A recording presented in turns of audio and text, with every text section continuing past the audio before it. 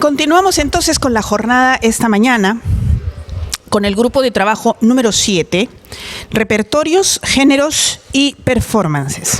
Nos acompañan esta mañana Mario Gómez Yáñez, de la Universidad Austral de Chile, Rollín Guerra Guacho, de la Universidad Nacional Daniel Alomía Robles, de Huánuco, Alejandro Tobón Restrepo, de la Universidad de Antioquia, y Nelson Patrick Antonio López Mesía, de la Escuela Superior de Formación Artística Lorenzo Luján Darjón de Iquitos, y Laureano Rigol, de la Pontificia Universidad Católica del Perú. Tenemos entonces una mesa muy diversa, muy internacional, que abordan temas muy interesantes. Entonces, modera la mesa Eloy. Adelante, por favor, Eloy Neira. Te dejo el micrófono y el arbitraje de la mesa. Muchísimas gracias. Gracias, es un honor moderar esta mesa número 7 que se llama Repertorios, Géneros y Performances. Esta mesa va a constar de 5 ponencias que van a durar 15 minutos y una ronda de preguntas al final de estas 5 presentaciones. Vamos a comenzar con la presentación de Mario Gómez Yáñez, de la Universidad Austral de Chile. Se titula Puesta en escena de la poesía improvisada, pacto de complicidad entre payadores y público en la Patagonia chilena. Gracias. Hello y gracias a todos por estar aquí.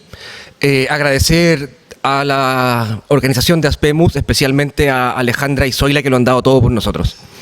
Les quiero partir comentando que esto surgió de una pregunta que me hice como espectador de poesía improvisada acerca de si efectivamente los payadores o los poetas improvisadores o repentistas de verdad improvisan o no.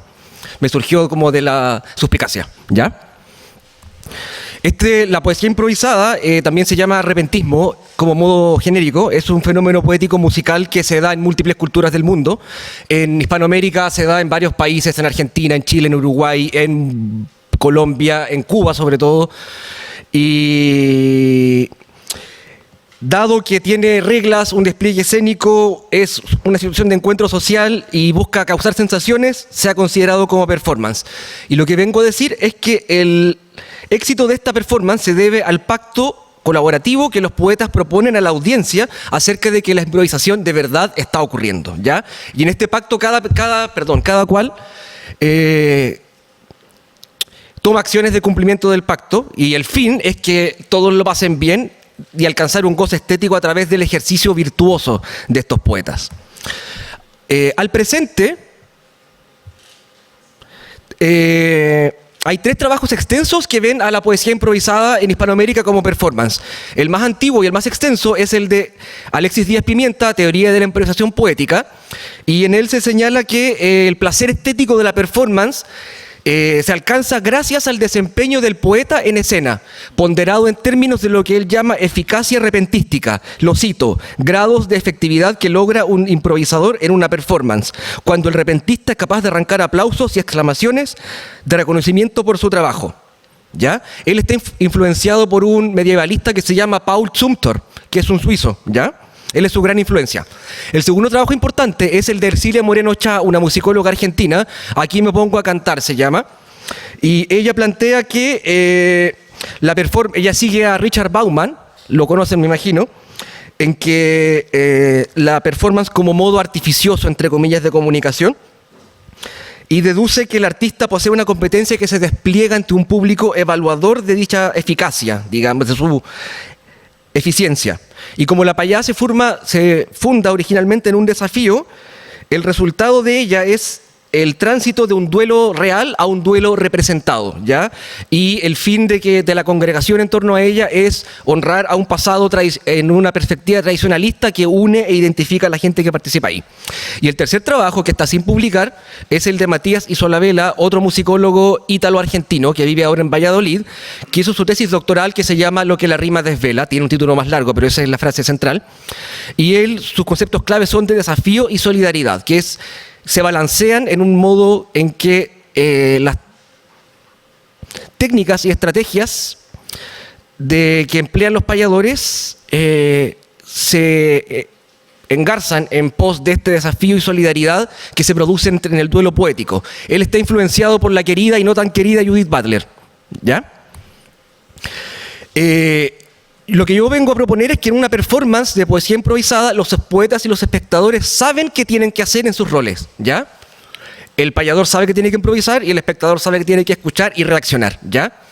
Estos conocimientos y actitudes conducen al éxito o goce estético y convergen en un acuerdo colaborativo que he decidido llamar pacto de complicidad, porque ellos tienen que ser cómplices, el público y los espectadores, como quien va a cometer una fechoría, pero en este caso es arte.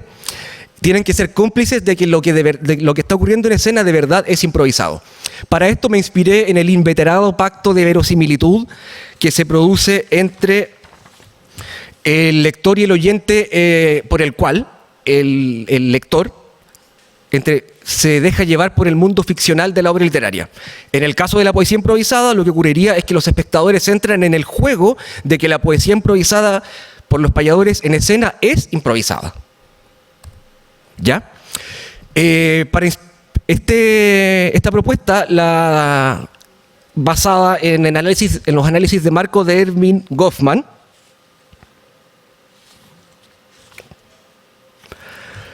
en el cual los performers y los oyentes tienen una doble existencia. En el mundo ficcional del teatro existen los personajes y los espectadores, y en el mundo real, entre comillas, existen los actores y los asistentes al teatro. Y lo que es clave es que los personajes y los espectadores tienen un conocimiento parcial. Por ejemplo, los espectadores actúan como si no supieran cómo termina la obra, y lo mismo los actores, ¿ya? Y a su vez, el musicólogo muy famoso también, Philip Auslander, tomó este modelo de Goffman y propone que hay un acto de colaboración en términos conocidos por los participantes y que no se expresan abiertamente. En el caso del jazz, que es lo que él analiza, que es música improvisada, la improvisación, según él, subsiste gracias a una colaboración entre audiencia y músicos, de acuerdo con reglas implícitas de comportamiento. Los oyentes son absorbidos por la habilidad del músico para improvisar con éxito, sin que se necesite convencer de que se está improvisando. ¿Ya?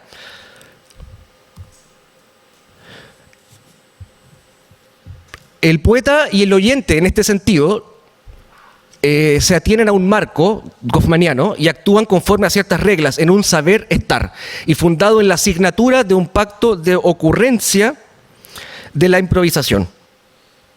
Esta complicidad entre participantes contribuye al éxito de la performance, el cual en la poesía improvisada no se encuentra garantizado. Y al presenciar una controversia o un duelo poético, estamos frente a un duelo representado que no existe más allá de escena, se supone, y no se experimenta en términos de ficción o realidad, sino más bien de apreciación de los desafíos de la improvisación y la capacidad del poeta para resolverlos. En este sentido, lo quisiera ilustrar con una frase del musicólogo Simon Fritz, que compara el deporte y la música popular en vivo, en virtud del placer de contemplar un acto difícil o espectacular que da trabajo, con el consiguiente sentido de virtuosismo y riesgo. Es como ese nervio que te da así, como de ver que le vaya a resultar bien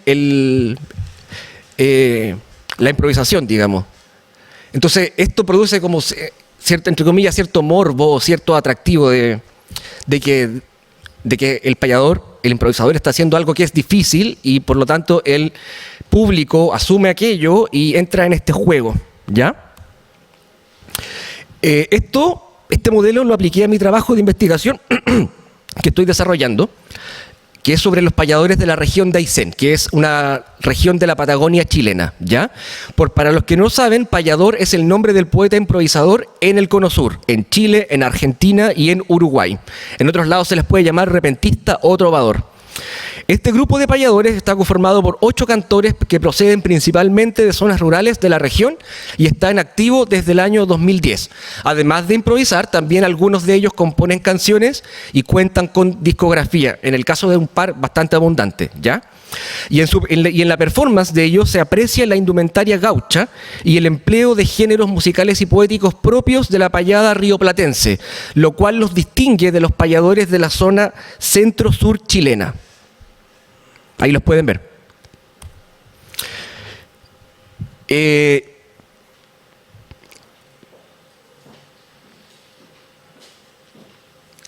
Esta influencia cultural argentina tiene que ver con el histórico vínculo de la región de Aysén con el territorio argentino. A partir del poblamiento moderno por chilenos que habían residido en la Patagonia Argentina por muchos años y tuvieron que verse forzados a reingresar a Chile en 1900. Es un periodo difícil. La campaña del desierto, la guerra del Pacífico, la guerra del Chaco, es un momento difícil en el cambio de siglo en el que los nacionalismos emergen, hay litigios fronterizos y los chilenos que vivían en Argentina tuvieron que volver a Chile, imbuidos de estas costumbres gauchas argentinas, ¿ya?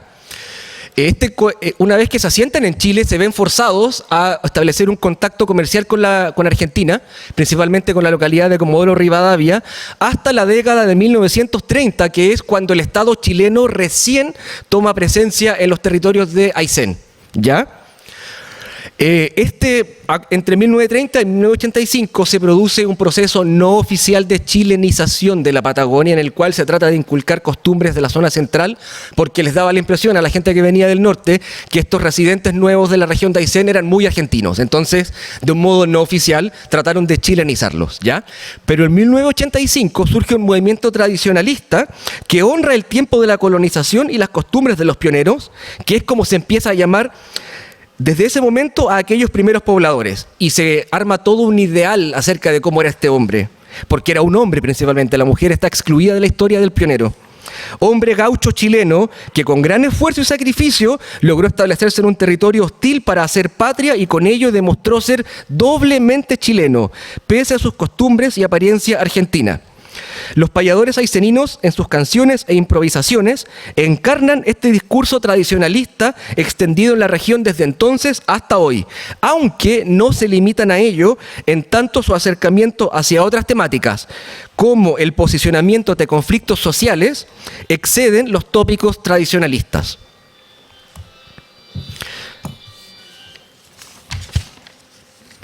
Los payadores se presentan principalmente en dos performances: las jineteadas, una práctica ecuestre gaucha que consiste en que un jinete debe resistir sobre un potro sin domar, y los encuentros. Estos últimos son donde mejor puede desplegarse la improvisación poética. Para conformarlos, los cantores se basaron en experiencias en encuentros internacionales en Argentina. En el principio, en la presentación, todos los payadores están en el escenario y cada uno se presenta con una décima recitada, que puede ser preparada o improvisada. En esta parte, los payadores saben que están improvisando o no, mientras que los auditores no tienen certeza de ello. Un aficionado, un seguidor, sabe que la presentación no es necesariamente improvisada e incluso puede notar que el texto está preparado, mientras que alguien que nunca había asistido no tiene evidencia de improvisación y debe asumir que aquella está teniendo lugar, y eventualmente puede tomar por improvisada una décima que no lo era. En el desarrollo o parte central del encuentro, primero se nombran a las yuntas, es decir, a las duplas de payadores que irán presentándose a lo largo del encuentro. Eventualmente pueden ser 3. ¿Qué pasa? Tengo invitados 9 payadores, entonces estoy forzado a que una yunta tiene que ser de 3, ¿ya? Uno de los payadores canta una canción, después ingresa el otro, hace lo propio y luego ambos realizan una payada. El duelo poético improvisado, generalmente en décimas espinelas al ritmo de la milonga, en tonalidad menor. Durante la payada, el oyente suspicaz podría preguntarse, por ejemplo, si los payadores habrán creado en un tiempo anterior al de la performance alguno de los versos o temas con que fabrica sus décimas. Y en este caso, los gestos, el canto y el texto dan señales de la improvisación. A continuación voy a mostrar un video de una décima improvisada, no puedo mostrar más por tiempo, y tienen que fijarse en el payador que está más a la izquierda de la pantalla.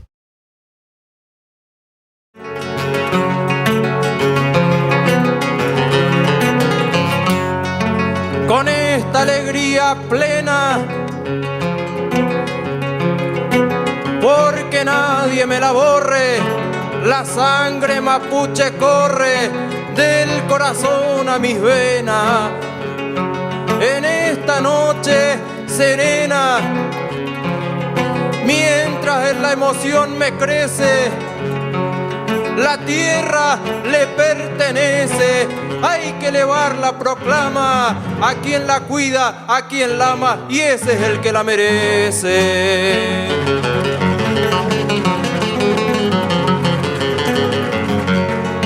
Qué bueno que hoy se escucha. Versos 1, 2, 4, 5 y 6 se cantaron con pausas entre ellos. Mientras que desde el quinto verso al octavo la rapidez aumenta para terminar con énfasis en los dos versos finales. En otras ocasiones pueden observarse titubeos o expresiones faciales que denotan el apremio, lo que podría incidir en el éxito de la performance. Estas pausas o vacilaciones ponen en evidencia a la improvisación con sus dificultades, de modo que los espectadores pueden notar qué está ocurriendo. Estas irregularidades o pifias, de las que ningún payador está libre y por más que se quiera evitarlas, son parte de la improvisación. Así es como, tras concluir su décima, Ignacio recibió un fuerte aplauso de la audiencia, lo cual refleja el éxito alcanzado en la poesía improvisada, ¿ya? Ahí es cuando el público ya entró al pacto, asumió que esto está improvisado y se conmueve con lo que el payador está diciendo. En cuanto al verso 5, en esta noche serena, estos versos se llaman rellenos y consisten en desvíos temáticos o versos de escaso aporte al sentido de la estrofa. Hay una larga lista de ejemplos. En la noche de este día, al compás de la encordada, digo con sinceridad, en el verso improvisado, al compás de la vihuela, aquí les vengo a cantar. Hoy delante de esta gente, incluso hasta con amigos payadores jugamos a inventar rellenos, ¿ya? Este grupo de versos es un auténtico acervo del que los payadores echan mano y que reside en la memoria de los poetas, preexistiendo de hecho a la performance. El espectador puede notar el uso de los rellenos, sobre todo si se asiste con frecuencia a los encuentros, y pese a ello, no significa que el payador quede en evidencia como un mero rellenador de estrofas, sino todo lo contrario. La costumbre de usar rellenos revela que el payador efectivamente improvisa y de hecho usar rellenos le brinda fluidez. A modo de cierre, el conocimiento de los participantes de la performance es parcial. Por un lado, el desempeño de los payadores tiende a un éxito que no está asegurado. No hay perfección en la improvisación. Mientras que los espectadores tienen que asumir que aquella está ocurriendo y para ello dispone de señales explícitas o implícitas. Esto se aparta un poco de lo que propone Auslander o Goffman, que decían que las señales son solamente implícitas. En el tema de la payada también puede ser explícito, porque por ejemplo hay modalidades en que los payadores pueden pedir el tema al público y eso puede funcionar eventualmente como una garantía de la improvisación.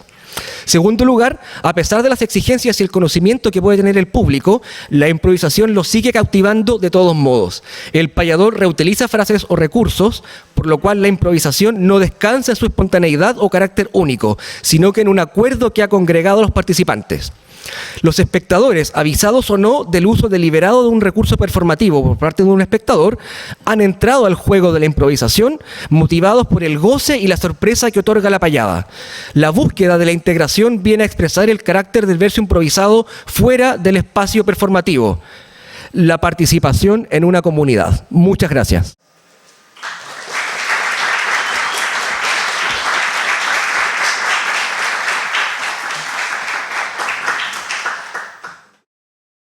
Gracias, Mario. Seguimos con Rolling Guerra Huacho de la UNDAR de Huánuco con Ecos de Huánuco, historia y pasión en su música tradicional. Gracias, Rolling.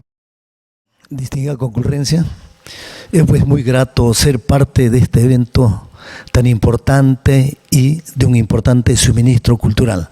Bueno, yo vengo de Huánuco. Represento a la Universidad Nacional Daniel Alomía Robles, relativamente joven la universidad, pero tras de ella tiene una historia de 77 años. Se empezó como una asociación de cultores del arte en 1948, luego pasó a ser una academia de música y luego con la creación de las escuelas regionales en el Perú, también se crea la Escuela Regional de Música en Huánuco, que tuvo una vigencia aproximada de 28 años. Luego pasamos a ser Instituto de Música y ahora desde el 2017 ostentamos pues la categoría de universidad. Bueno, y pues me place una gran satisfacción de ser parte, ¿no?, de este evento.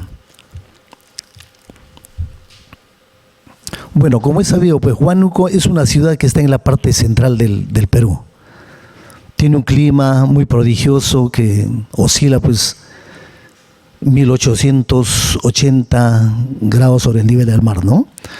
Es una ciudad que tiene mucha historia, por decir un ejemplo, ¿no? Los restos del hombre más antiguo de América encontrados fue en Huánuco, ¿no?, con más de 10.000 años de antigüedad.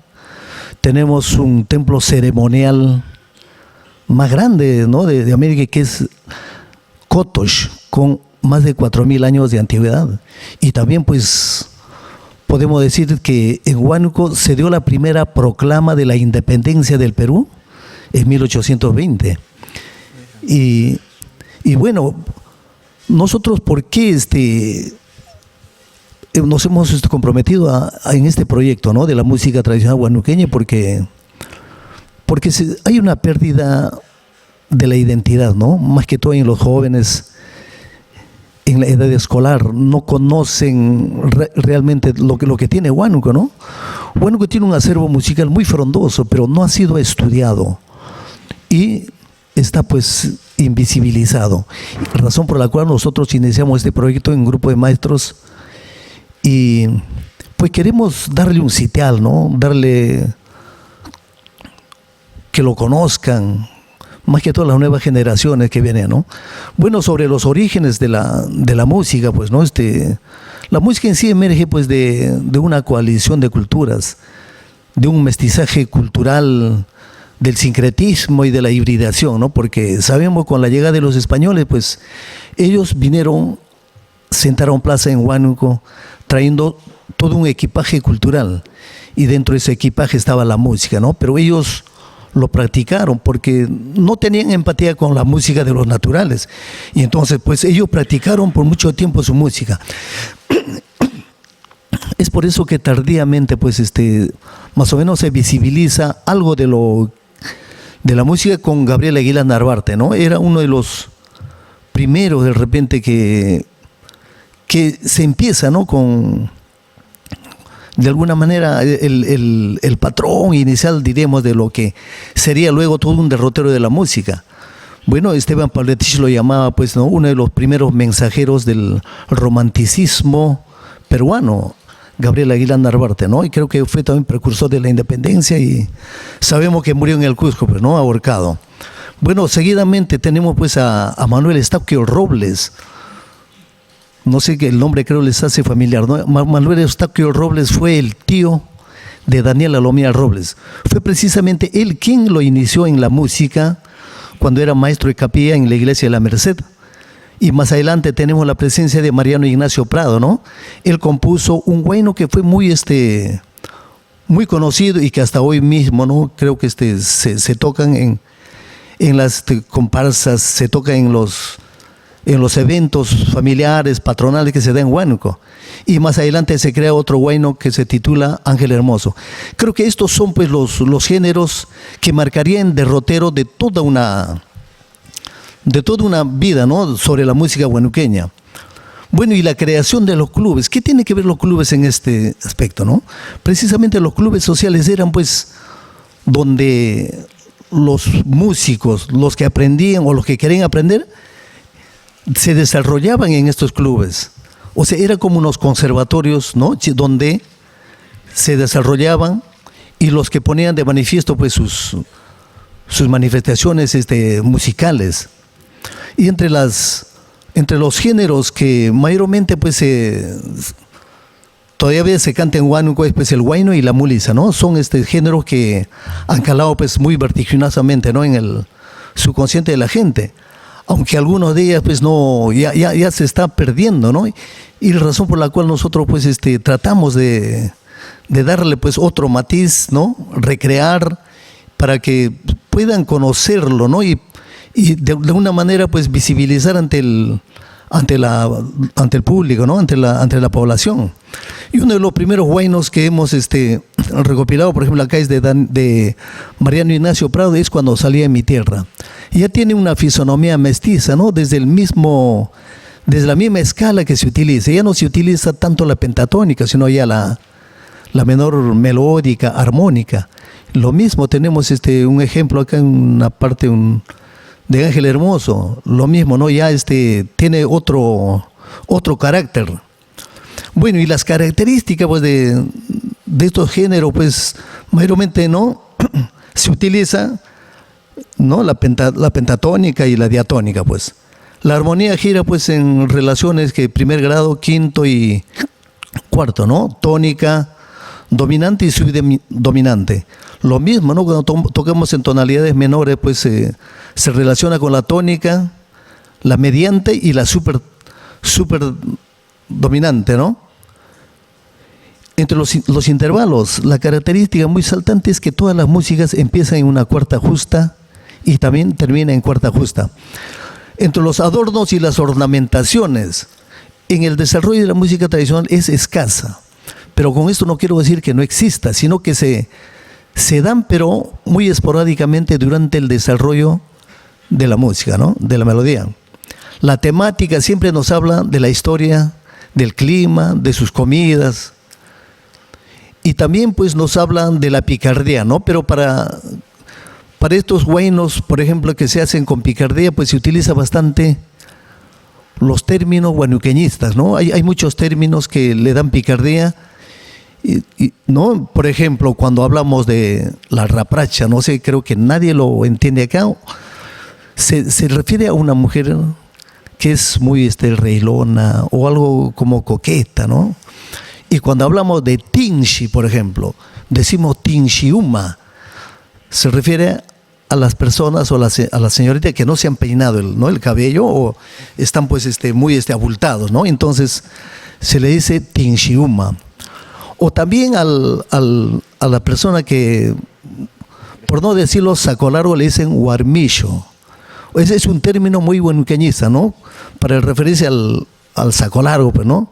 Se les llama huarmillo. Y así hay muchos términos que se utilizan para darle picardía ciertamente a la música, ¿no? Y siempre se utiliza la métrica octosilábica, ¿no? Hay versos en cuartetas octosilábicas que es muy común utilizarlo en la música huanuqueña. La forma, la organización general es pues, ¿no? AB y también ABC, ¿no? La primera parte es una introducción que luego sigue el desarrollo. En el desarrollo se presenta pues ¿no? Son muy pronunciados en algunos casos, se utiliza A sub 1, pero en algunos casos todo el desarrollo se va en A y B y la fuga con la C. El compás mayormente es el compás de amalgama, ¿no? Se utiliza todos los compases.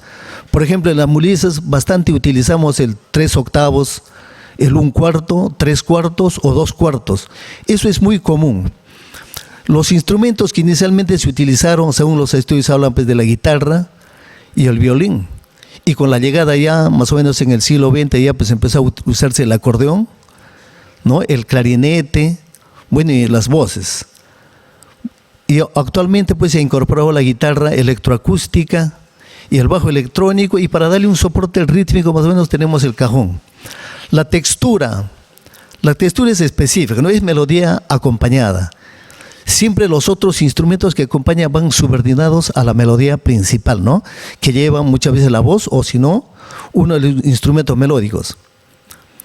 Entre los compositores que no se han heredado pues abundante bibliografía en cuanto a música huanuqueña, tenemos pues a Enrique Lusquiño Vega, ¿no? Aparte de los ya mencionados anteriormente. Bueno, él nos ha dejado muchos yarabís, chimaichis, mulisas, yarabís, ¿no? Y hasta hoy mismo se entonan algunas de ellas. Ciro Sarmiento Millanta nos ha dejado mulisas, yarabís. José Cesario Ávila de la misma manera, ¿no? Nos ha dejado una frondosa bibliografía, pero solo que no han sido tan visibilizadas. Bueno, y desde el del siglo XX, de mitad del siglo XX para más adelante, pues emergieron, ¿no?, compositores como Andrés Fernández Garrido, Apolinario Rodríguez, Gumersindo Atencio y Wilde Palomino, quienes pues le dieron sostenibilidad, ¿no?, a este preciado acervo que tenemos en Huánuco. Y ahora nosotros estamos abocados pues a rescatar todo esto, ¿no?, y poder visibilizarlo, ¿no?, porque hay mucha gente que no conoce. Si hemos tenido aquí en la capital algunos cantantes que han subido a la palestra, pero no han sido precisamente con la música huanuqueña, sino con géneros foráneos, ¿no? Y entonces creo que nosotros ahora como docentes de la universidad estamos comprometidos, ¿no? Tenemos un taller de música tradicional y estamos en este trabajo. Aquí tenemos, por ejemplo, un conjunto de música tradicional más o menos de la década de los 70, donde tenemos ahí el maestro Gumersindo Atencio, por ejemplo, ¿no? Él recién hace meses que acaba de fallecer, ¿no? Ha fallecido a los 93 años. O sea, él nos dejó mucha bibliografía en cuanto a música. Y precisamente él era parte de la peña artística huanuqueña. Y esto es el conjunto de música tradicional huanuqueña que hoy lo ostentamos, ¿no? Y en ella pues estamos trabajando muy arduamente para rescatar, revalorar y ponerlo pues a disposición, ¿no? Queremos que la gente lo conozca y la riqueza que tiene nuestra música tradicional huanuqueña. Muchísimas gracias.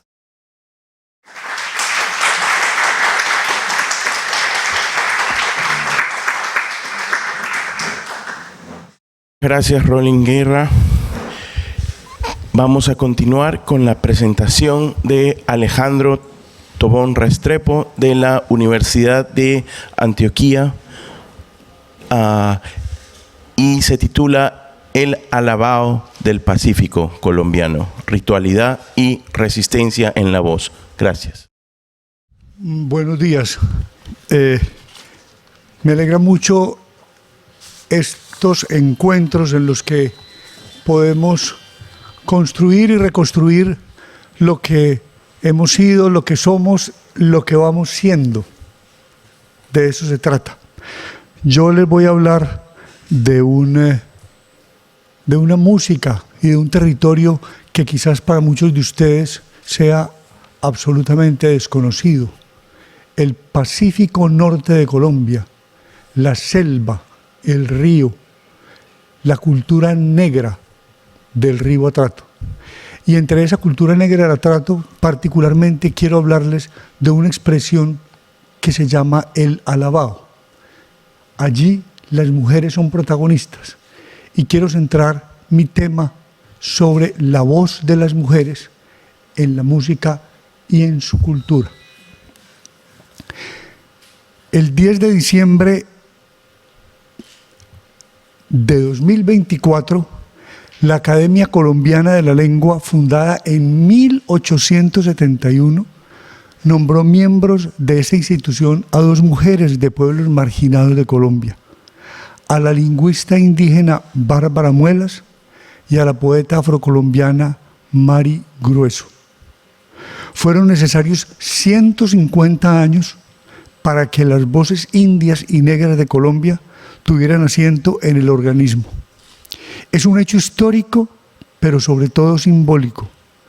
Y las palabras con las que estas 2 mujeres aceptaron el pasado mes de julio su ingreso como miembros correspondientes de la Academia, una lección de dignidad.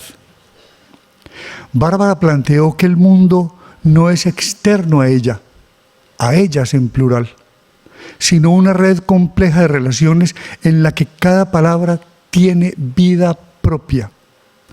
Decía asimismo que hablar conlleva una responsabilidad enorme, porque detrás de cada palabra pronunciada debe haber un largo proceso de reflexión silenciosa. Mari, la afrocolombiana, en su alocución, expresó que su voz era parte de un coro muy grande, imbricado en un tejido sonoro imborrable de su pueblo. Afirmaba que su voz era palabra viva, fuerza vital, cargada de un infinito poder creativo. Ambas hicieron hincapié en el sentido de que la voz no solamente nombra las cosas, sino que las crea, le da sentido al mundo. La voz tiene poder para hacer lo que pronuncia. Al nombrar, sostenemos y comprometemos nuestro propio destino, decía Muelas. Compromiso con la comunidad y con la historia porque permite existir, resistir y construir. Por eso reiteró Grueso en su alocución que la vida comunitaria se celebra con el cuerpo, se celebra con la voz y con la piel. Y esa voz, esa piel, ese ritmo, el volumen, el timbre, la armonía particular, las quiero poner de relieve hoy, aquí a través de otra mujer. Bárbara y Mari son reconocidas en Colombia, pero Encarnación Machado, oriunda de Buchadó, que es un pequeño pueblo de 4 casitas en la ribera del Atrato, en Colombia, es una mujer negra y anónima, invisible para el país, pero profundamente significativa para su territorio. La conocí hace más de 20 años, siendo una lideresa social y cultural, moviendo con sus versos y con su voz conciencias en sus vecinos y en quienes visitábamos el territorio. No podemos quedarnos en el dolor, tenemos que ser nosotros, decía mientras proponía cantar los versos por el reclamo de la tierra. Hoy, a sus 89 años, recuerda a Encarnación que ella quiso ser siempre ella, independiente, resolviendo sus asuntos, asumiendo la crianza de sus hijos sin que el mal del ojo los matara, piloteando la champa, la canoa, para llevar materiales o madera que se requería para alguna construcción, organizando las veladas que recogían recursos y comida para acompañar la necesidad de algún miembro de la comunidad. Encarnación tuvo y tiene voz, una voz desde el alabao, voz desde la resistencia asumida a través de la música. Desde esta perspectiva, presento entonces el alabao, la voz y la resistencia. El alabao es mucho más que una melodía o un canto ritual de comunicación y despedida de los muertos. Es una expresión de amor, de respeto, dolor y esperanza. Y su importancia trasciende la simple acción de cantar para convertirse en un acto simbólico cargado de significado cultural. Estoy hablando desde la comunidad, no desde el investigador. El alabao tiene sus raíces en tradiciones africanas, particularmente en las prácticas funerarias que llegaron en la memoria de los esclavos traídos al continente americano como parte del tráfico transatlántico. Memoria que en cada territorio particular fue conformándose de manera singular. Esas prácticas en el Pacífico de Colombia se funden con los romances españoles religiosos y juglarescos que conquistadores, frailes y colonos enseñaron a las poblaciones indias y negras para con ellos garantizar que se hablara español y se creyera en Cristo. La simbiosis sincrética lleva a los alabados a las ceremonias de despedida como una manera de honrar a los fallecidos y de acompañarlos en su transición al más allá. De esta manera, el alabao se convirtió en canto ritual, lleno de solemnidad. Con ellos se despide a los muertos, se honra a los mayores, porque el mayor cuando muere es un ancestro, y con ellos se fortalece la comunidad que queda atrás. Y esa comunidad ha consolidado esta expresión no solo para despedir a los seres queridos, sino como elemento referencial de lo que ella es. Por eso, los vínculos permiten que narren viejas historias sobre la pasión de Cristo, sobre la Virgen, los santos, sobre la muerte, o se canten nuevas crónicas sobre el territorio, el reclamo de tierras, la guerra, el desplazamiento, la enfermedad, incluso las mujeres cantan al perdón. Es una forma de recordar que la muerte no es un final, sino una parte integral del ciclo de la vida, un tránsito hacia otra dimensión que sigue siendo parte de la existencia comunitaria.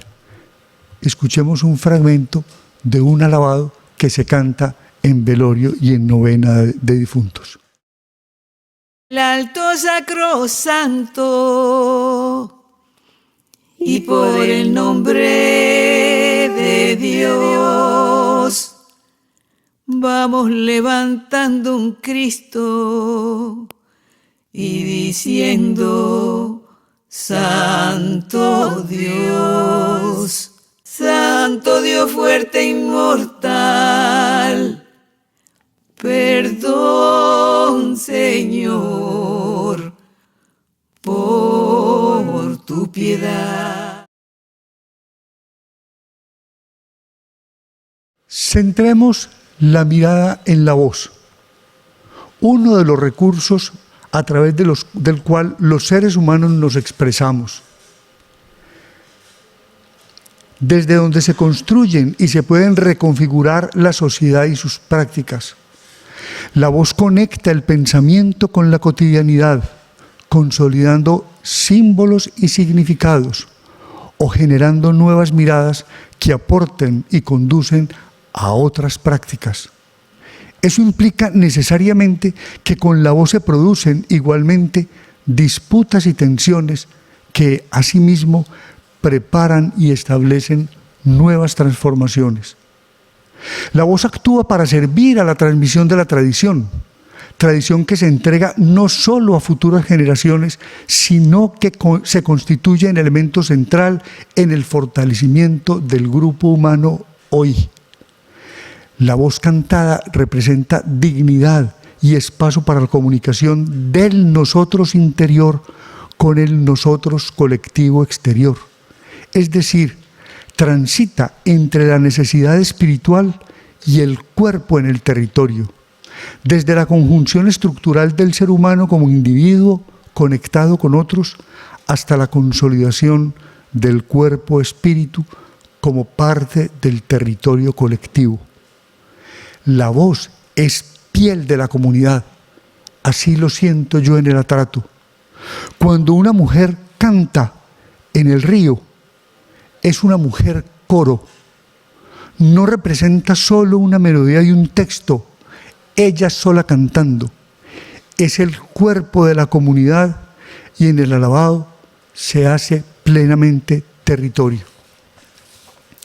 Por eso, cuando Encarnación canta su alabado en el río, en el que todas las mujeres de la comunidad narran a través de una estrategia conseguir la titulación de la tierra para ellos, no hace más que nombrar aquello que se quiere crear. No piden tierra para cada familia, reclaman con la melodía tradicional del alabado el derecho global del espacio que habitan desde hace 5 siglos y construyen con la palabra hecha voz una nueva rogativa, ya no mortuoria, sino de organización comunitaria por la tierra. El estribillo convencional dice: y ahora, Virgen, ahora, vos sos la que me amparás, sacá esta alma de pena y llevadla a descansar. Pero Encarnación canta: y ahora, Virgen, ahora, te pedimos con cariño la titulación global, el futuro de nuestros hijos. Como nuestro territorio queríamos amarrar la titulación global, comenzamos a luchar.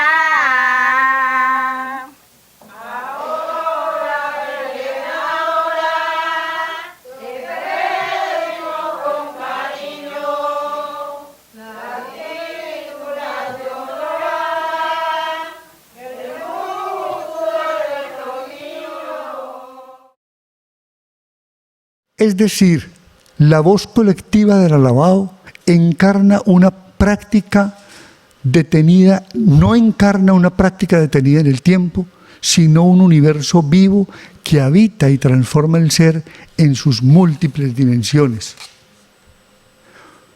En el atrato dicen que cuando se lleva el cuerpo de un difunto a la tierra, lo están sembrando. Siembran una persona y la hacen una con la tierra. La muerte es solo un tránsito, como decía ahora, porque el muerto es un mayor, un ancestro que hace parte integral de la comunidad. Sin embargo, hay otras formas de sembrar. También pasa cuando las personas no pueden hablar, cuando el silencio llena el espacio. Mi país ha vivido sembrado de silencios, de voces mudas a las que no les han dado el derecho a hablar. Por eso resulta importante y significativo que en el alabado, en el Pacífico y entre los negros, la voz se haga pueblo y cante con textos antiguos, romances de pasión, religiosos, romances de ciego, o con nuevos relatos de reclamo, de denuncia de la guerra y el desplazamiento, la construcción de caminos con los que crean el mundo y lo reinventan para ellos mismos. La voz en la música entonces es plenamente resistencia. Porque la verdad que hay en otra voz, yo la puedo desconocer desde mi perspectiva, pero en ella hay tanta verdad como en mi propia voz. Por tanto, hay que comprender al otro con auténtico interés. Allí radica el reconocimiento de mi límite y de mi fragilidad. Y en ese límite puedo descubrir la dimensión del otro, de los otros, de las otras, incluso en mi propio territorio. La voz es la posibilidad de ser uno entre muchos y muchos entre distintas voces. Como dice Natalia Quiseno, una investigadora muy querida de la Universidad de Antioquia, que estudia las músicas del Pacífico y la cultura del Pacífico, ella plantea que para cantar, además de confiar en las otras mujeres que cantan, cada mujer debe confiar en sí misma y reconocer plenamente su potencia personal. Si una mujer no se atreve a poner su voz para entonar un alabado o para responder el canto, difícilmente puede asumir su poder interior para acompañar la muerte y para armonizar el mundo. Por eso yo hoy aquí reivindico la voz en la investigación, una voz que puede soportar plenamente el conocimiento, porque es testimonio desde el cual es posible recorrer caminos, comprender procesos, aprender de las diversidades que habitan en cada territorio, incluyendo el propio. Puedo decir, desde mi experiencia etnográfica por más de 30 años, que la oralidad resulta tan significativa como el texto escrito. La voz resulta siendo un sistema simbólico, complejo y funcional por excelencia, sistema que hace posible transmitir, reconocer, apropiar y transformar los conocimientos, las historias, los valores, las dinámicas de consolidación y de supervivencia en la que esa voz, voces habitan. Por eso, la mujer, el alabado y la voz son sinónimos de música y de resistencia. Muchas gracias.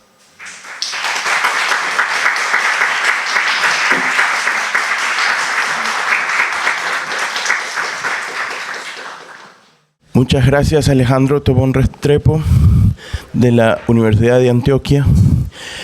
Seguimos con la presentación de Nelson Patrick Antonio López Mesía, de la Escuela Superior de Formación Artística Pública Lorenzo Luján Darjón de Iquitos. Se titula Prácticas coreográficas tradicionales de la Amazonía loretana como mecanismo de endoculturación en la juventud urbana. Gracias. Sí, buenos días a cada uno de ustedes. Quiero extender un saludo caluroso amazónico a cada uno de ustedes. Bien, el trabajo que presento la mañana de hoy se titula Las prácticas coreográficas tradicionales de la Amazonía loretana como instrumentos de endoculturación en la juventud urbana. ¿Sí? Este trabajo se enmarca en una doble preocupación: la preservación de la memoria cultural amazónica y la formación identitaria de las juventudes en contextos urbanos marcados por procesos acelerados de globalización y desarraigo cultural. Para efectos de este estudio, se entiende por prácticas coreográficas tradicionales al conjunto de expresiones dancísticas organizadas con estructuras simbólicas, estéticas, comunitarias e históricas, ¿no?, transmitidas intergeneracionalmente en contextos festivos o pedagógicos propios de los pueblos originarios y comunidades mestizas del departamento de Loreto. Quiero dar fe de que todavía estas prácticas mantienen una vigencia fuerte en espacios urbanos como en plazas, parques, calles y en canchas deportivas, justo para a las proximidades de fechas festivas como fiestas patronales. Antes de iniciar con la interpretación de los hallazgos, resulta pertinente recuperar una noción amplia de lo que es cultura en palabras de Salazar Cisneros. La cultura expresa el conjunto de elementos intelectuales, materiales, que caracterizan a una sociedad. Incluye las artes, las ciencias, los estilos de vida, los sistemas de valores, las tradiciones y las creencias. A través de la cultura, los grupos elaboran sus complejos sistemas de relaciones sociales, diversas concepciones del mundo, identidades, sentidos y expectativas.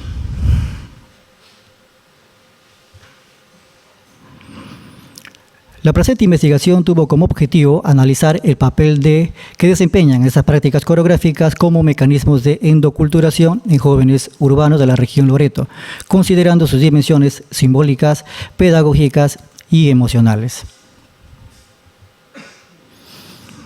Este abordaje parte de una hipótesis alterna, que las prácticas coreográficas tradicionales no solo preservan el patrimonio intangible, sino que ejercen una función estructurante de la subjetividad juvenil, facilitando procesos de identificación, normatividad social y participación cultural activa. Desde el plano conceptual, el estudio se apoya en tres pilares teóricos. Hall, en 1996, sostiene que la identidad cultural se construye a través de prácticas discursivas que dan sentido a la pertenencia. Del mismo modo, Hertz considera que la cultura es una trama de significados que se aprende, se vive y representa, noción que se manifiesta con mucha claridad con los jóvenes que han sido encuestados. El otro pilar teórico es identificación simbólica, que remite al proceso descrito por Freud, en el que el sujeto se vincula afectivamente a un colectivo a través de símbolos compartidos. Asimismo, Flaxo, en una publicación que realizó en 1995, sostiene que estos significados sociales se incorporan de forma paulatina. Y finalmente, Díaz Moro, Góngora Gisbert y Álvarez Berino, en el 2019, plantearon que la identidad danzaria local articula aspectos éticos, estéticos, emocionales en una práctica encarnada.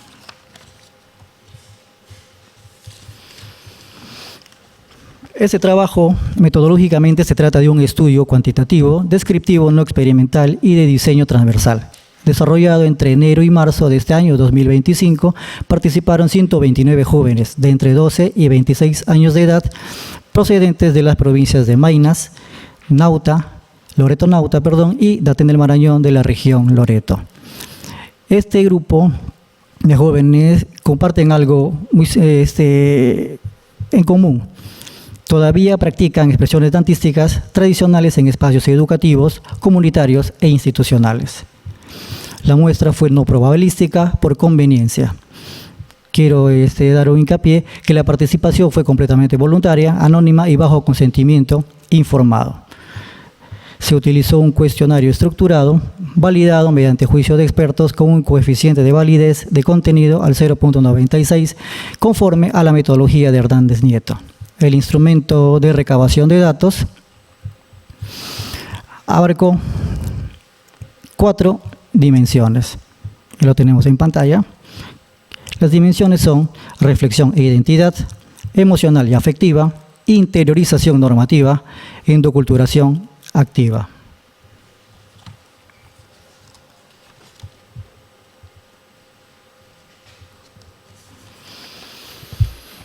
Bien, los resultados obtenidos reafirman la hipótesis que las prácticas coreográficas tradicionales no solo se experimenta como actos estéticos, sino como experiencias simbólicas formadoras con incidencia directa en las dimensiones que acabo de mencionar. En cuanto a la dimensión de reflexión e identidad, el 83.4% de los jóvenes encuestados afirmaron que la práctica de coreografías tradicionales les permite reconocerse como parte de una historia colectiva. Esta experiencia encarna lo que Stuart Hall denomina una práctica discursiva de identidad en construcción, y lo que Hertz describe como una trama de significados que los sujetos tejen para adoptar de sentido a su propia experiencia cultural. En contextos similares, se ha reconocido que la danza pasa a ser un instrumento de gran importancia para el fomento de la identidad cultural, lo cual refuerza pues que la noción de que las expresiones tradicionales no solo conservan el patrimonio cultural, sino que también forjan vínculos subjetivos duraderos con el entorno sociocultural.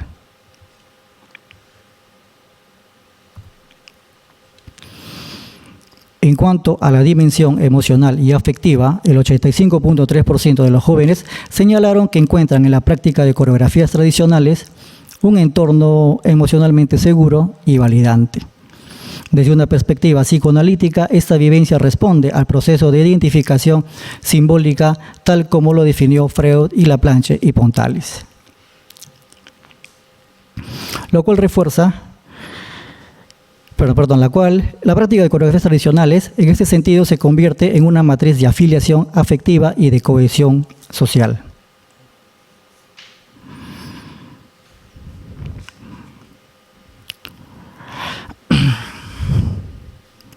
En el plano educativo, este valor se ha documentado ampliamente. En estudios latinoamericanos, por ejemplo, se ha destacado que la danza fomenta la inclusión, la cohesión social y el respeto por la diversidad cultural, actuando como un puente para preservar y valorar la identidad cultural en un mundo globalizado. Esta afirmación permite sustentar que las emociones movilizadas por la danza tradicional no solo tienen una función subjetiva, sino también una función social, cultural y educativa.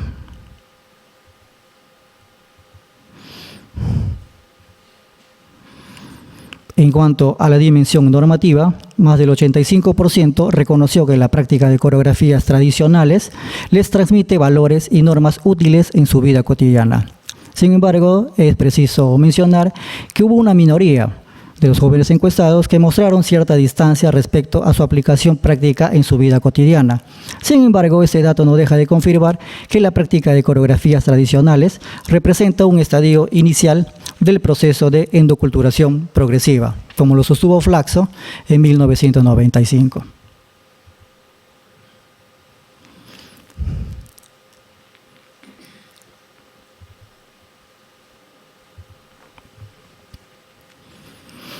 En estudios sudamericanos respaldan esta función normativa. Por ejemplo, se ha señalado que el arte en su máxima expresión, específicamente que el caso de la danza, no solo contribuye al conocimiento de las raíces culturales de nuestros pueblos, sino que, además de eso, influencian positivamente la mente y el cuerpo del ser humano al usarla con fines educativos y recreativos. Esta afirmación permite comprender que la danza, más allá de su dimensión expresiva, se constituye en un dispositivo de regulación y formación normativa de los procesos educativos comunitarios, lo cual refuerza su valor como estrategia formativa integral. Finalmente, en la dimensión de endoculturación activa se registró el mayor nivel de acuerdo. Hasta el 87% de los jóvenes encuestados declararon estar implicados activamente en espacios de transmisión cultural vinculados a las coreografías tradicionales. Esto coincide con lo planteado por Díaz Moro, Góngora Gisbert y Álvarez Merino, quienes entienden que la identidad danzaria local es un proceso integral que articula la ética, la estética y la emocionalidad del sujeto. En una experiencia pedagógica desarrollada en entornos escolares colombianos, se concluyó que los niños aprendieron a diferenciar el vestuario de los diferentes bailes como el currulao, el bunde, el juga, cómo se baila cada uno de estos y de esta manera apropiarse de toda esta gama de conocimientos relacionados con su cultura y comprender la importancia que tienen al conocer y practicar estas manifestaciones culturales en pro del fortalecimiento de la misma cultura. Estas evidencias permiten afirmar que el aprendizaje coreográfico se articula con la transmisión de valores y saberes ancestrales, fortaleciendo el sentido de pertenencia y continuidad cultural en contextos juveniles. Este estudio demuestra que las prácticas coreográficas tradicionales de la Amazonía loretana no solo conservan el patrimonio cultural, sino que operan como una herramienta estructural de formación identitaria, emocional y ética en la juventud urbana. Se confirma además como un vehículo eficaz de endoculturación crítica capaz de hacer frente a los desafíos de la globalización sin renunciar a los vínculos simbólicos del territorio y la comunidad. En síntesis, el estudio confirma que las prácticas coreográficas constituyen mecanismos eficaces de endoculturación juvenil capaces de estructurar la identidad, los afectos y los marcos normativos. Funcionan como espacios pedagógicos vivos de transmisión cultural intergeneracional con fuerte anclaje territorial y simbólico. Asimismo, representan una herramienta estratégica para políticas educativas interculturales, especialmente en contextos urbanos amazónicos. Antes de finalizar, quiero compartir una definición conceptual sobre endoculturación. Es un proceso de socialización primaria mediante el cual la generación más adulta, consciente o de manera inconsciente, transmite a la generación más joven todos los patrones culturales, llámese valores, normas, costumbres, formas de pensar y actuar, utilizando mecanismos de refuerzo formales o informales para asegurar la continuidad cultural entre generaciones. Y quiero cerrar con las palabras otra vez de Salazar Cisneros sobre la cultura. A través de la cultura, la persona se expresa, toma conciencia de sí misma, cuestiona sus relaciones, busca nuevos significados y crea obras que la trascienden. Esta afirmación de Salazar Cisneros sintetiza todo el horizonte de esta investigación. Prácticas coreográficas como un acto de afirmación vital, como una pedagogía de la memoria y como una estrategia de resistencia simbólica ante los riesgos del olvido. Muchas gracias.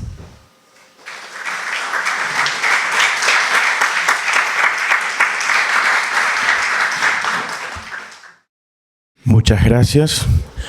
Continuaremos con la presentación de Laureano Rigol de la Pontificia Universidad Católica del Perú, que se titula Ecos Abacuá de la música afroperuana, un estudio sobre influencias rítmicas y estilísticas. Gracias. Buenos días. Les confieso, yo soy percusionista. Me he sentido siempre mucho más seguro detrás de un tambor que acá. Explicando esto, lo voy a hacer de la manera como concebí esta investigación desde el principio. Rápido, porque sé que hasta las 12:30 es el taller. Primero que nada, agradecidísimo a PEMUS por haber considerado este trabajo. Sin duda el título para la ponencia es más bonito, suena mucho más poético que el real trabajo, como ven acá. Esto parte de un artículo que a su vez viene de una tesis de maestría en musicología, hecha en la Universidad Católica, que se llama La influencia de la música cubana de origen abacuá en la música afroperuana. Esta investigación realmente empieza en el año 94, cuando llego yo a Perú. Soy cubano y vine a tocar con un pequeño grupo de músicos cubanos a la Orquesta Filarmónica de Lima, que en ese entonces comenzaba. Y tuve la oportunidad de conocer inmediatamente a muchos músicos, de varias escenas que representaban varios géneros, dentro de ellos músicos representantes de la música afroperuana. Tuve la suerte de conocer a Rafael Santa Cruz inicialmente, que en paz descanse, y me presentó a muchos de los músicos que en ese entonces estaban a la vanguardia de este género que hoy en día enorgullece mucho al Perú, ni hablar del cajón peruano y de todo lo que implican los géneros como el festejo, el landó. Sin embargo, siempre cuando ya se enteraban que yo venía de Cuba, se sorprendían primero, pensaban que yo como percusionista cubano iba a ser negro, afrocubano, y sin embargo no. Entonces, automáticamente me hablaban de la influencia que habían tenido los géneros cubanos, sin duda, de poco progresivamente en esos años pude ver el impacto que había tenido la música popular cubana, Sonora Matancera, Pérez Prado, Los Compadres. Hasta el día de hoy, cuando hacemos música cubana con amigos, necesitamos tocar mucho de ese repertorio. Incluso gente me sorprendió con el conocimiento absoluto que tenía. Pero también me hablaban de la música más folclórica cubana, cómo se había representado acá y cuánta influencia habían tenido ciertos géneros o ciertos ritmos, más que géneros, en la construcción de bases que posteriormente fueron llegando a conformar el universo percusivo afroperuano. Me hablaban de la música yoruba. No me costó trabajo identificarla rápido porque había discos ya hechos después del 2000 con Eva Young, donde los percusionistas tocaban los tambores batá, tan reverenciados y tan potentes en esta música. Pero me hablaban de la música abacuá. Sin embargo, cuando yo le preguntaba a estos percusionistas, y hablo que tuve la suerte de conocer a percusionistas que fueron parte de este proceso, las referencias que me daban eran muy endebles. O sea, yo me percaté que si bien ya tenían el eslogan de decir la música abacuá ha significado algo importante, no sabían exactamente o no estaba plenamente identificado dónde estaba esto, o dónde estaba esta influencia.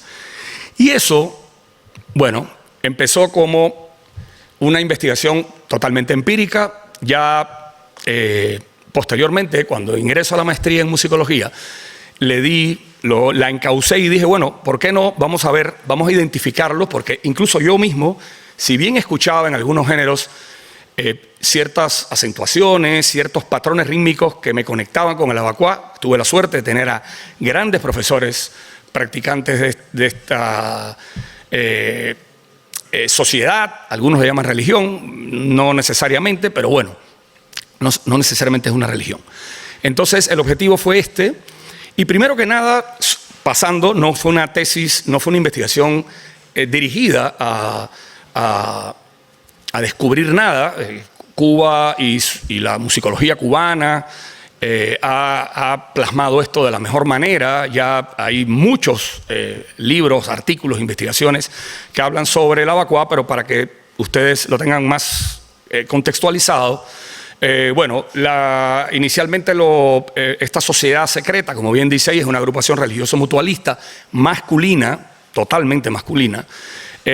La conforman esclavos o ex esclavos que venían del Calabar, los llamados carabalí, que llegan a muchas partes. De hecho, está identificado acá en el Perú que llegan esclavos provenientes de esta zona que ven ahí. Sin embargo, en Cuba particularmente se desarrolla esta sociedad secreta. Lidia Cabrera en el libro El Monte la llama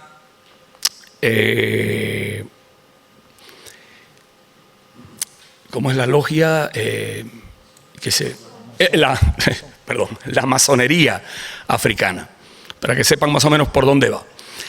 Y de una persona que me hablaron con un enorme cariño, fue de este personaje que ven acá, que felizmente en los últimos años ha habido algunas investigaciones, incluso Rosa Marchetti, esta musicóloga cubana, investigadora, hizo un artículo de su revista en su publicación Desmemoriado sobre él.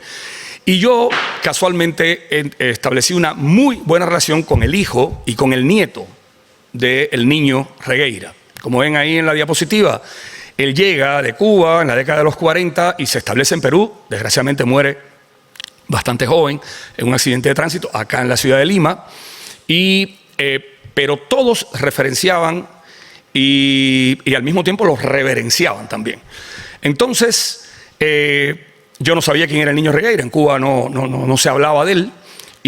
Y automáticamente identifiqué, bueno, si él es el que trae todo esto, y después en conversaciones con el hijo y con el nieto, y después a raíz de la investigación fue mucho más grande el contacto que tuvimos, sin duda el niño Regueiro, que además era bailarín, percusionista, era un músico, un artista versátil, influenció y enseñó ciertos patrones rítmicos que son están bien relacionados al abacuá y no a estos ritmos, no a otros ritmos afrocubanos, de los tantos que hay, que bueno, hoy en día el mundo entero tiene a Cuba como un punto importante de estas prácticas, no solamente religiosas, sino todo lo que implica estas culturas. A efecto de la investigación grabé esto yo. Lo ideal hubiera sido, y en algún momento espero hacerlo con estos practicantes, sobre todo con Macario, pero para identificar el tema abacuá.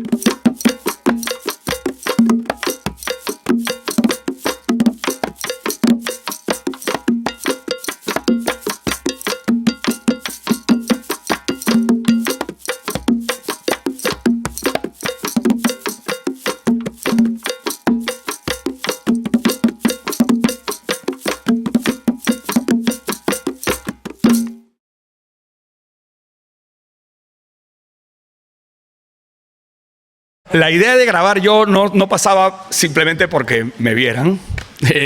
Sin duda, tenía que partir cuando empecé a conversar con mi asesor de tesis, Gerard Borrás, que me lo encontré el otro día por acá, al cual le tengo mucho cariño.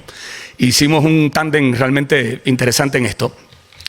La idea era, primero que nada, ver cómo yo encauzaba esto. Es difícil, hay muchos musicólogos acá y de un renombre enorme, saben todo lo que implica una investigación de este tipo, donde empiezas a escudriñar cosas que a veces aparecen ciertas verdades. Muchos de estos protagonistas iniciales, los que vamos a escuchar acá, ya no están con nosotros. Entonces, todo pasaba por tratar de ser lo más frío posible e identificar ciertas áreas que eran importantes. Una de estas áreas, y justamente por eso vino la grabación, más allá del tema rítmico, era: si en el año 2022 o 2021 para mí fue realmente imposible, incluso visitando Cuba, que lo hago regularmente, encontrar tambores reales, este grupo de tambores biancomeco, porque los abacuá tienen dos grupos de tambores grandes, pero estos que son los de la fiesta abacuá, que son axilares, varios de ellos, menos el bonconche mía, fue difícil. Imagínense qué hubiera significado para el niño Nicasio, que además pierde contacto con Cuba en estas grabaciones, en este caso del año 1968. Era casi imposible. Él, ¿qué es lo que tiene que hacer? Bueno, reconstruir este sonido abacuá, que seguramente lo hizo con estos tambores originales, y que él podía agregar a esto. Bueno, ahí Nicomedes se convierte en un elemento importante para él, porque en este rescate del tema afro empieza a gestionar proyectos como este disco Canto Negro, donde hay un tema que se llama Ritmos Negros del Perú, que abiertamente está declarado en la producción, es un tema abacuá. Vamos a escucharlo por si no lo han escuchado.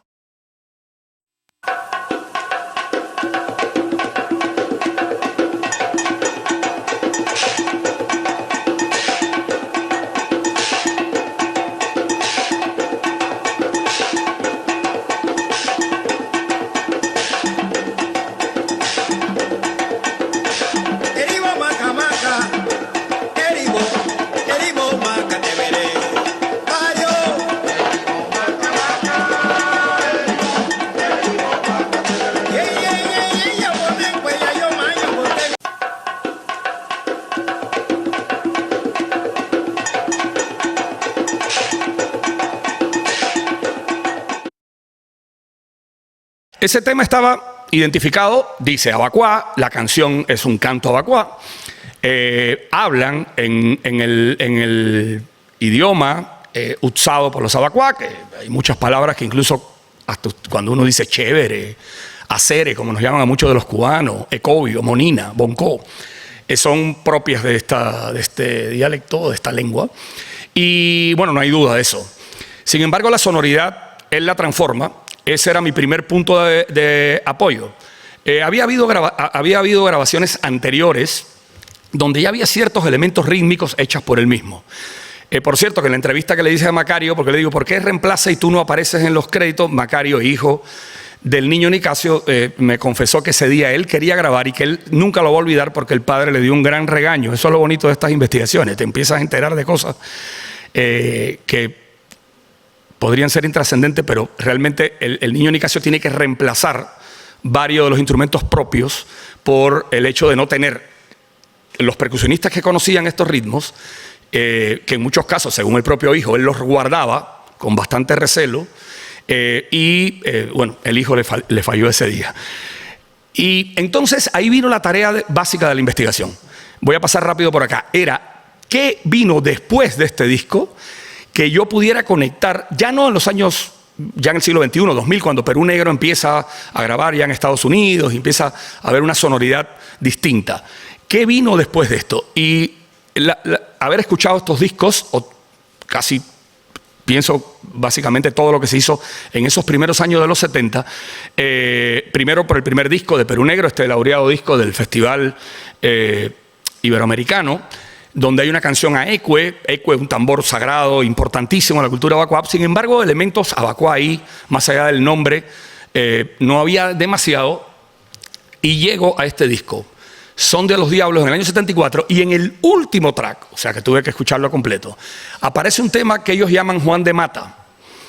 Y automáticamente, cuando vamos a pasar rapidito por el análisis, se van a percatar de ahí que hay muchos elementos de los que había usado, ya en este momento el niño Nicasio estaba fallecido, pero de los que había usado en el año 68 el niño Nicasio en el disco de Canto Negro.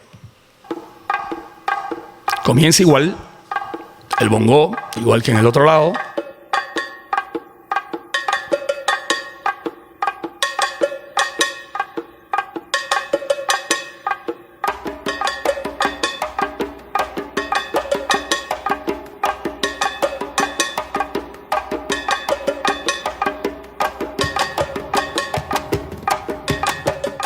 Lo paso por temas de tiempo, a ver si me deja pasarlo. Ahí está.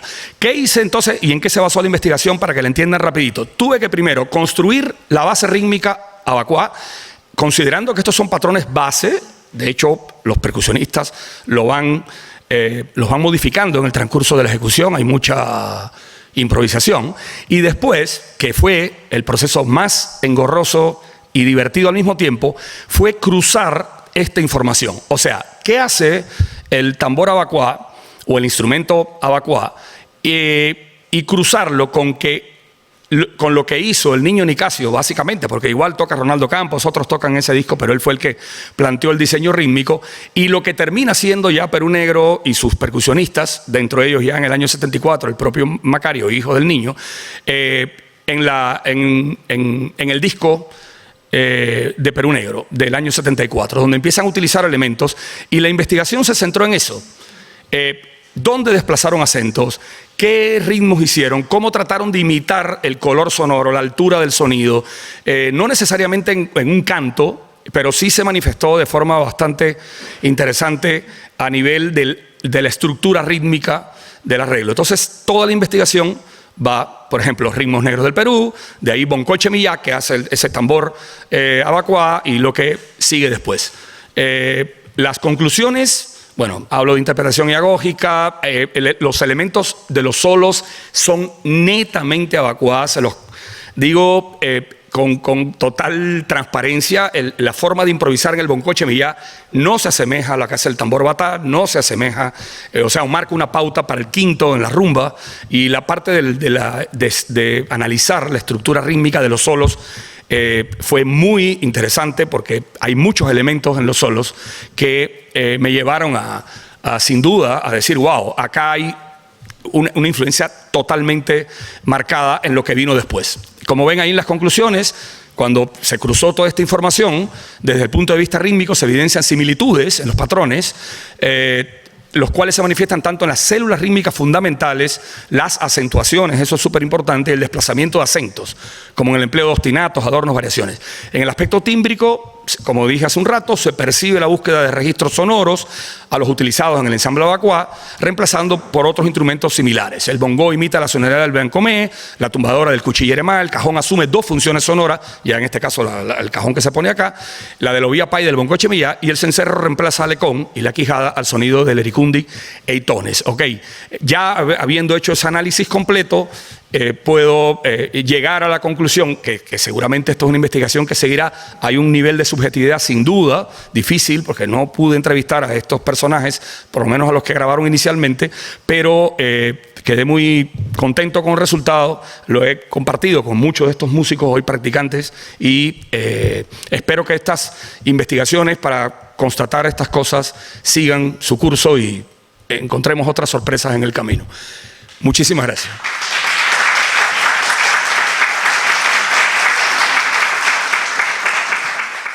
Vamos a terminar esta mesa y compartamos afuera, busquemos a los ponentes para hacerles las preguntas.